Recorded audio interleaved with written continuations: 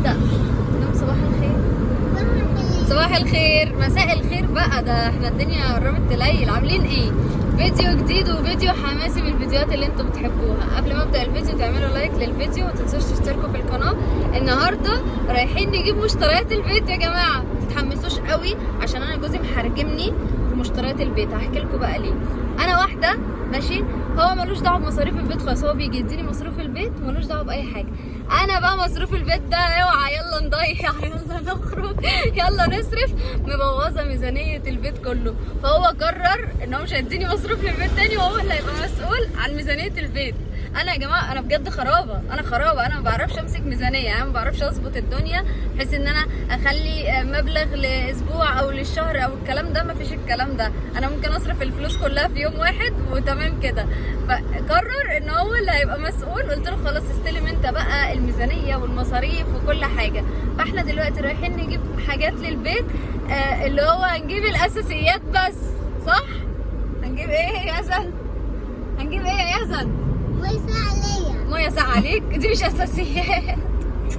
حاضر اجيب لك ميه ساقعة. هنجيب الاساسيات بس، فهنشتري حاجات بسيطه بس كده. انا قلت له احنا نمشي اسبوع باسبوع، ده احسن، يعني ده احسن لنا ان احنا نمشي اسبوع باسبوع، علشان برضو اللي شهر بشهره دي لا انا بخرب الدنيا انا عارفه. فاسبوع باسبوع دي انا هقدر احرجم نفسي كده، وايه ما اعرفش اسمها هحرجم، هحجم نفسي ايا كان. همسك ايدي شويه بالاسبوع وهجيب حاجات الاسبوع على القد علشان اعرف اظبط الدنيا. فتعالوا نشوف بقى هنشتري ايه وهنجيب ايه مع بعض. كوكا يا كان بطل ترمي الحاجه ماشي. عمال يلعب في التوابل. اول حاجه جبناها التوابل، شويه توابل كده كانت ناقصه وسميت بسبوسه وعرفوا كل حاجه مروح، كان عمال يرميهم. زوزي زوزي ديس. اعمل لايك يا زوزي. ما عرفتش اصور هناك وانا بشتري الحاجات، وانا اشتريت حاجات قليله بجد بجد بجد، اشتريت حاجات بسيطه جدا. فلوس كتير قوي يعني.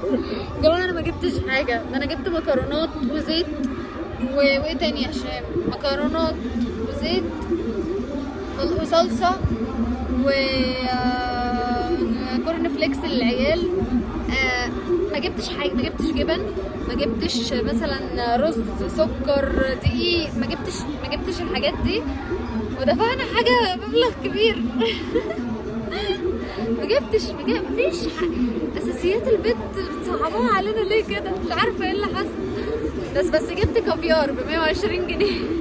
جبت معجون كافيار كده، لقيته يعني في فيديوهات كتير عليه بصراحه، فانا كنت هموت واجربه فاشتريته. ده ماشيه بمبدأ كل ما خف وزنه وثقل دمه. ايوه.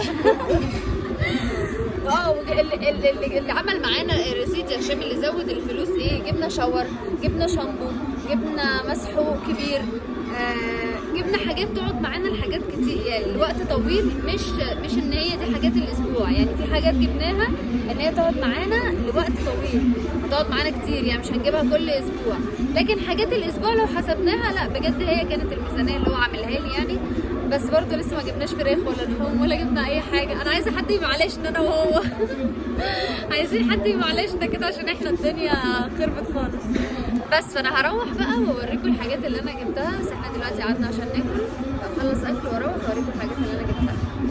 تعالوا بقى اوريكم الحاجات اللي جبتها. جبنا مايونيز، وهتشوفوا الحاجات اصلا ما جبتش حاجات كتير. دي بسكويت سبريد كده عشان انا ما بيبقاش ليا نفسي على الصبح، فقلت افطر بيها. وجبت بقى مكرونات، لسان عصفور، شعريه، ازازه زيت صغيره، انا مش فاهمه ايه المبلغ اللي دفعناه ده. عدس برضو الكميه مش كبيره. جبت التوابل اللي ناقصه، كان ناقصني بابريكا وكمون وده كان ايه ده؟ ده سميد عشان اعمل بسبوسه. وبقدونس مجفف. وجبت شويه مغات لان انا بحب المغات قوي قوي قوي، فقلت يعني يمكن تتخني شويه، فجبت شويه مغات. مكرونات بقى جبت من كل نوع كيس واحد. انا دي مش حاجه الاسبوع، انا جبت حاجات برضو تقعد شويه، يعني المكرونات دي تقعد عندي حبه حلوين، وازازه الزيت دي بتقعد معايا حبه حلوين برضو. هو المايونيز مش اساسي برضو، بس عشان مش عندنا في البيت فجبته. برطمان صلصه. ما جبتش حاجات كتير، انا مش فاهمه ايه ده، ايه يا جماعه في ايه اللي بيحصل ده؟ والله العظيم ربنا يعين كل الناس. الزبادي ده كان عليه عرض ب66 جنيه، جبته 12 واحده. علبه الجبنه دي انا بحب النوع ده جدا. شامبوهات بقى جبنا الشاور ده انا بجيبه على طول، بس هو غلي، يعني انا كنت بجيبه ب40 بقى ب60 او 65.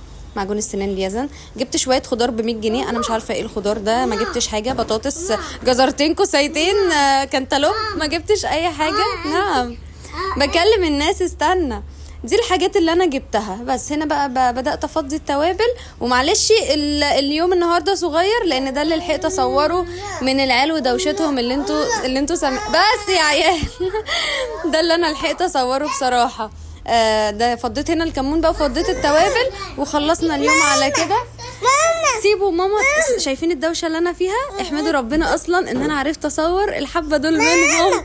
والله ما عرفتش اصور وانا بشتري الحاجات بسببهم ما عرفتش اصور الحاجات بسببهم. فضيت بقى التوابل وخلصت ولميت الدنيا بيعند معايا. اشوفكم الفيديو الجاي على خير. باي باي.